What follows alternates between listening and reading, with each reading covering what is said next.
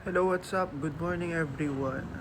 Today it's Friday, third days. Third day? Third days? Parang nakalimutan na yung tamang pronounce. Today it's Friday. Third day na natin sa ating rhinoplasty journey.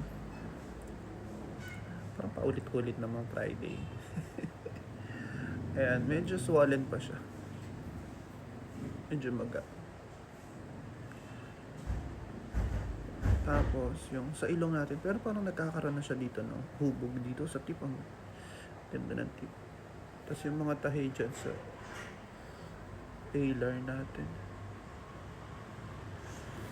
medyo nagsasubside na siya. Itong part na to parang medyo lumiit na. Ito yung part na to, medyo naman parang ito yung namaga. Yung part naman na to.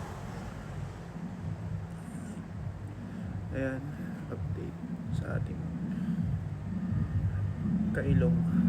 Ilong ako. Excited na ako makita kung ano yung outcome ng ilong natin.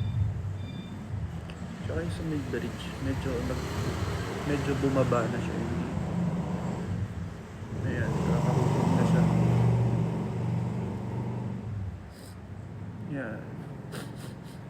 Medyo barado lang yung ilong. Medyo lang naman.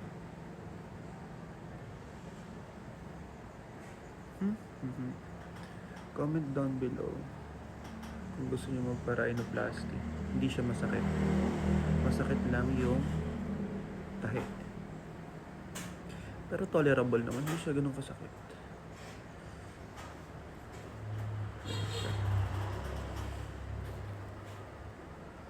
Bye-bye.